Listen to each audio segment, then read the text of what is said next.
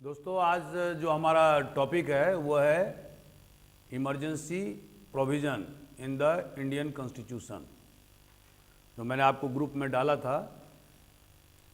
दोस्तों, आज जो हमारा टॉपिक है वो है भारतीय संविधान में आपातकाल की व्यवस्था। मैंने जानबूझ करके ट्रेडिशनल्स जो टॉपिक हैं उसको नहीं लिया है। मेरा मानना है कि आपका जो लेवल है वो ग्रेजुएशन से ऊपर का है। तो चूंकि ये बीए और एमए का क्लास नहीं है, ये हायर लेवल का क्लास है, मोर देन हायर तो एमए एंड बीए। तो इसीलिए हम जो यहाँ पढ़ा रहे हैं वो उन टॉपिकों को पढ़ा रहे हैं जिसमें कि कुछ पेच है, जो आप नॉर्मल सिचुएशन में, जो एक स्टूडेंट जो नॉर्मल सिचुएशन अगर स्वतः पढ़ेगा तो वो उतना ज़्यादा उसको समझ नहीं पाएगा या उसको समझने में दिक्कत होगी। और इसीलिए हम उन टॉपिकों को उठाते हैं जिन टॉपिक में मुझे लगता है कि इसमें स्टूडेंट्स को मेरी मदद की दरकार है। अगर आप यूपीएससी का सिलेबस देखें तो आपको पता लगेगा, या एमपीपीएससी का, पहले मैं यूपीएससी की बात कर लेता हूं। तो अगर आप नॉर्मल कोर्स में देखें तो कम से कम आपको 1-1.5 साल पहले तैयारी करना होता है, और जिस साल आप प्रीलिम्स की एग्जामिनेशन देते हैं तो वो पूरा साल आपको उसमें जाता है। तो कम से कम 2 साल आपको यूपीएससी के लिए तैयारी के लिए चाहिए, और एमपीपीएससी के लिए कम से कम 1 साल चाहिए। तब आप अच्छे ढंग से तैयारी कर सकते हैं और सफलता प्राप्त कर सकते हैं। ये चीज़ उन स्टूडेंट ऊपर लागू नहीं है जो अपने बैच में या जिन्होंने एमए या बीए या इंजीनियरिंग के किसी विधा में जो टॉपर रहे हैं, जो मोर देन एवरेज रहे हैं। मैं उनकी बात नहीं करता हूँ। जो एक एवरेज स्टूडेंट रहा है उसके लिए यही फार्मूला लागू है। तो हम हम उन टॉपिकों को सेलेक्ट करते हैं जिसमें मुझे लगता है कि स्टूडेंट्स को इसमें मदद की दरकार है। तो जैसे कि अभी आप पूछ सकते हैं कि आपने प्रेसिडेंट के अधिकार और कर्तव्य के बारे में क्यों नहीं बताया, प्रधानमंत्री के अधिकार और कर्तव्य के बारे में क्यों नहीं बताया। सिंपल है, कोई भी किताब उठाइए, पढ़ लीजिए, दैट्स ऑल। उसमें कोई ज़्यादा दिमाग लगाने की जरूरत नहीं है। लेकिन यदि आपको बताया कि how the president is elected, तो उसके पीछे मेरा कुछ मंशा था। फार्मूला लगा हुआ है, पेच है, बहुत लोगों को समझ में नहीं आता है। अभी सारे कोचिंग इंस्टीट्यूट इंदौर में आप स्टूडेंट्स को बुलाइए, उनको पूछिए कि how the president is elected, उसमें से मुश्किल से 1 या 2% ही लोग बताएंगे, बाकी लोग नहीं बता पाएगा, मेरा अपना मानना है। तो इसीलिए हमने बताया कि ताकि आप समझ जाएं कि इसके फॉर्मूले क्या हैं, इसको चुनाव की पद्धति क्या है, और आखिर प्रेसिडेंट का चुनाव जो proportional representation by single transferable vote जो संविधान में लिखा हुआ है और जिसके तहत में राष्ट्रपति का चुनाव होता है, वो विधा क्यों नहीं अपनाया गया, वो विधा क्यों अपनाया गया। और जो जनरल, जो जैसे पार्लियामेंट के चुनाव जो होते हैं, जैसे एमपी का चुनाव होता है, तो अगर जिसको सबसे ज़्यादा वोट मिलता है, मान लीजिए 1 वोट भी ज़्यादा मिलता है तो वो जीत जाता है। तो ये प्रक्रिया राष्ट्रपति के चुनाव में क्यों नहीं अपनाई गई, समानुपातिक प्रतिनिधित्व का प्रणाली क्यों अपनाया गया। तो उसके लिए हमने आपको बताया कि इसके रीजन ये है। अब ये जो यूपीएससी में जो आपको क्वेश्चन पूछा जाएगा वो इसी प्रकार से पूछे जाएंगे कि why the proportional representation by single transferable method was adopted by the Constitution of India for electing the president। ठीक है, तो आपको ऐसे में आपको जवाब लिखना है। लेकिन एमपीपीएससी में आपको सिंपल क्वेश्चन पूछेंगे कि राष्ट्रपति के चुनाव कैसे होते हैं। ठीक है, यही डिफरेंस है स्टेट सर्विसेज में और यूपीएससी में। ठीक है, तो इसीलिए हमने आपको उस टॉपिक के बारे में आपको बताया। नाउ आज जो हमारा जो टॉपिक है वो emergency provision in Indian constitution है, भारत के संविधान में आपातकाल की व्यवस्था। अब दोस्तों, अगर आप सारे विश्व के जो संविधान हैं उसको अगर आप कंपैरेटिव एनालिसिस करेंगे तो आपको पता लगेगा कि कुछ ही देशों में केवल इमरजेंसी का प्रोविज़न है। आपको मैंने कल या इसके पहले वाले टॉपिक में बताया था कि जो सोर्सेज ऑफ इंडियन कॉन्स्टिट्यूशन, जो कहाँ कहाँ से मटेरियल लिए गए हैं, तो आप ये बताइए कि इमरजेंसी प्रोविज़न किस देश के संविधान से लिया गया है। ये वाइमार संविधान आपने जानते होंगे, जर्मनी, ये इससे जो है वो इमरजेंसी प्रोविज़न लिया गया है, वाइमार संविधान, ठीक है। अब सवाल इस चीज़ का उठता है कि जब हमारे देश में एक फेडरल कॉन्स्टिट्यूशन बनाया गया, संघात्मक ढांचा, जब हमारे देश में फेडरल कॉन्स्टिट्यूशन, मैंने आपको स्पेसिफिक कैरेक्टर में बताया था कि what is Indian constitution, what are its nature. तो मैंने कहा था कि Indian constitution in federal in structure and unitary in spirit, भारतीय संविधान का जो ढांचा है वो संघात्मक है और एकात्मकता जो है उसके रूह में है, ठीक है। इसका आप हमारा वीडियो है उसमें आप देखिएगा यूट्यूब पर, तो the nature of Indian constitution, ठीक है। अब जब फेडरल है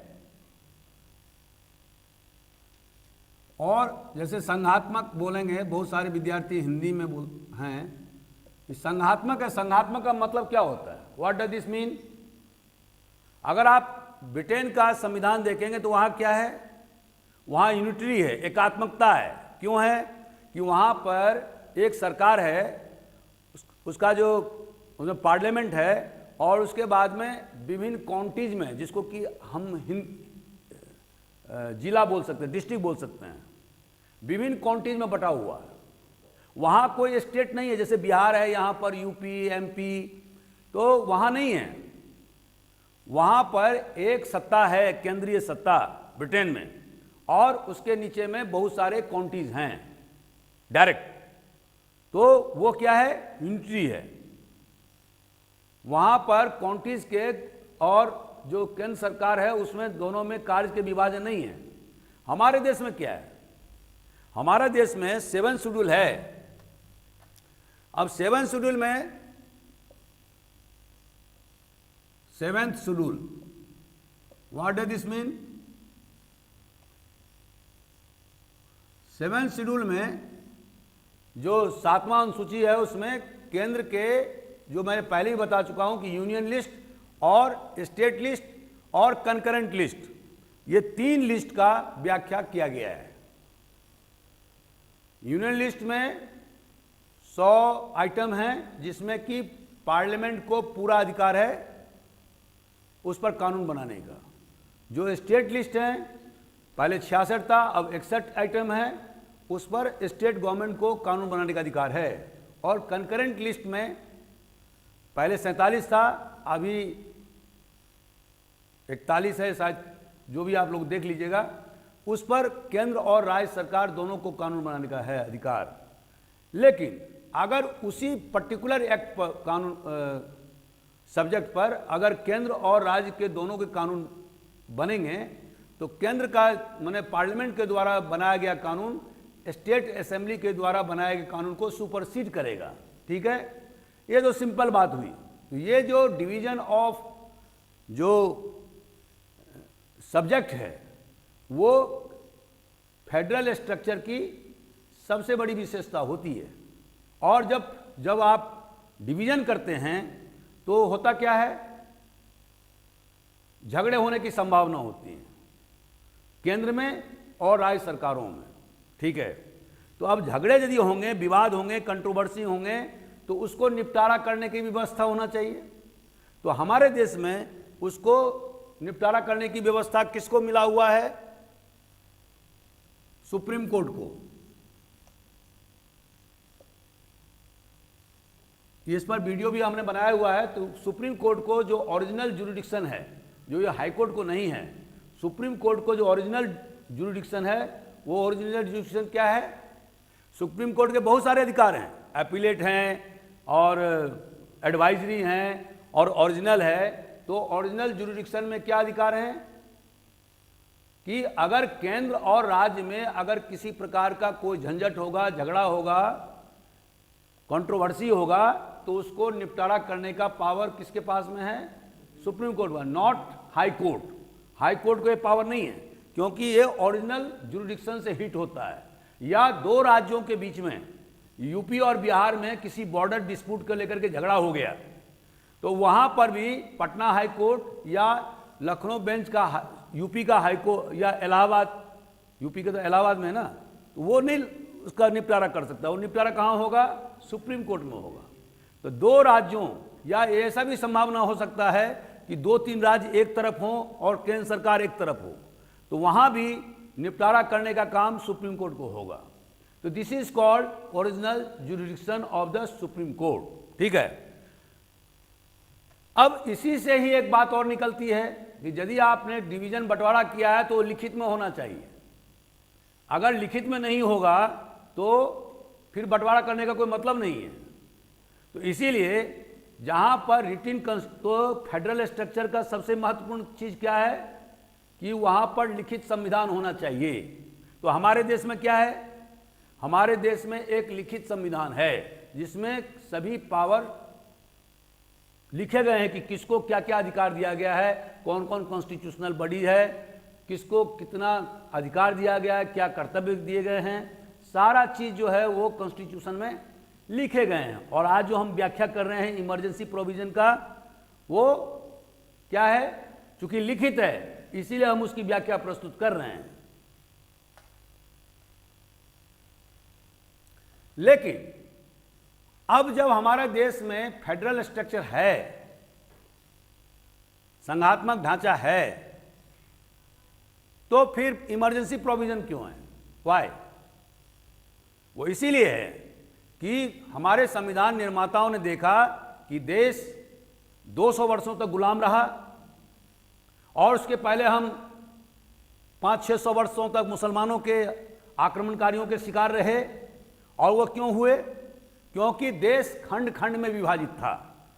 ठीक है। जब हमारी केंद्र की सत्ता बहुत मजबूत हुआ करती थी तो उस समय में जो बाहरी आक्रमण होते थे तो क्या होता था? हम उसको युद्ध में परास्त कर सकते थे। या चंद्रगुप्त मौर्य ने परास्त कर दिया था सेल्यूकस को, बहुत बड़ा इंपायर का मालिक था सेंट्रल एशिया में। या गुप्ता पीरियड के समय में हुनों का बहुत जबरदस्त आक्रमण हुआ हिंदुस्तान में। लेकिन क्या हुआ बाद में? जब तक उनकी सत्ता बहुत मजबूत थी तब तक तो हुनों से मुकाबला करते रहे हो। लेकिन कुमार गुप्त और उसके बाद में स्कंद गुप्त के 467 एडी में मरने के बाद, मुझे तो एकाएक याद भी आ जाता है, 467 एडी में स्कंद गुप्त के मरने के बाद में हुनों का जबरदस्त आक्रमण शुरू हो गया। और इसके बाद में क्या देखते हैं कि हिंदुस्तान, उत्तर भारत पूरी तरह से विखंडित हो गया। Even after the death of Harshvardhan. Harshvardhan का डेथ कब हुआ? 647 एडी में। तो आप क्या देखते हैं?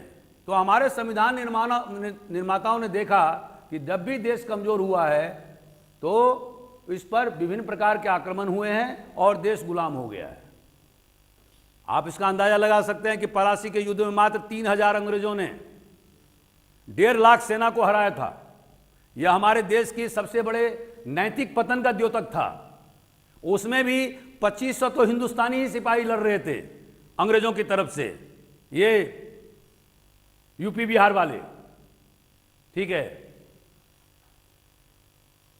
और 500 केवल अंग्रेज था, 450-500। तो आप अंदाजा लगा सकते हैं कि बंगाल इतना बड़ा सूबा, जो मुगल साम्राज्य का सबसे बड़ा रिच सूबा था, जो मैंने आपको बताया, उसकी दुर्दशा क्या थी। तो इसीलिए संविधान निर्माताओं ने कहा कि नहीं, हमने फेडरल स्ट्रक्चर की अवधारणा तो किया, क्योंकि हिंदुस्तान एक कॉन्टिनेंटल डायमेंशन का कंट्री है, ये ब्रिटेन नहीं है। ब्रिटेन की आबादी, ब्रिटेन का क्षेत्रफल कितना है? एक बिहार के बराबर है। तो उसको एकात्मक व्यवस्था पर नहीं शासन किया जा सकता है, यूनिटरी गवर्नमेंट नहीं किए जा सकते हैं, क्योंकि अलग अलग धर्म, रीजन है, लैंग्वेज है, कल्चर है, तो उसके लिए अलग अलग प्रोविंसेस चाहिए। और मुगलों के समय में भी आपने देखा कि मुगलों के समय में भी प्रोविंसेस थे, सल्तनत पीरियड में भी प्रोविंसेस थे, अंग्रेजों ने 11 प्रोविंस बनाए हुए थे, ठीक है। अब और उसके अलावा प्रिंसली स्टेट भी था। अब दोस्तों इसमें ज़्यादा जाने की जरूरत नहीं है, इसीलिए उन्होंने इमरजेंसी का प्रोविज़न रखा कि अगर देश पर बाह्य आक्रमण हो जाए, अगर आर्मी का विद्रोह हो जाए, तो उस स्थिति में या कॉन्स्टिट्यूशनल फेल्योर हो जाए या फिनेंशियल इमरजेंसी आ जाए, वित्तीय आपात हो जाए, तो ऐसी स्थिति में जब देश बहुत ज़्यादा विपरीत परिस्थितियों से गुजरे, तो इन दैट सिचुएशन हमारे पास में एक ऐसा प्रोविज़न होना चाहिए जिसमें कि देश एकजुट होकर के मुकाबला करे। और वहाँ पर जो फिसिपेरस टेंडेंसीज हैं, जो विभिन्न प्रकार के जो वेस्टेड इंटरेस्ट हैं देश के अंदर में, वो अपना सर ना उठा ले और वो एंटी पार्टी के साथ मिल ना जाए, ठीक है। अपने देश में ये पुराना इतिहास रहा है गद्दारों का, आपको मालूम होना चाहिए, ठीक है। कुछ लोग जाकर के एंटी पार्टी से मिल लेते हैं, अभी भी गांव देहातों में आप देखते होंगे। ये कि पुराना शगल है हमारे देश में, उससे बचने के लिए उन्होंने इमरजेंसी प्रोविजन लगाया। हेलो दोस्तों, मैं Akhilesh Jha, senior IPS officer. अगर आपको मेरा यह वीडियो अच्छा लगा तो आप इसको लाइक करें, शेयर करें, सब्सक्राइब करें। पूरा वीडियो देखने के लिए आप हमारे ऐप AJIS अकेडमी को डाउनलोड करें, जहां पर आपको हमारे बहुत सारे वीडियोस, टेस्ट सीरीज़ और PDF मिलेंगे। Thank you very much.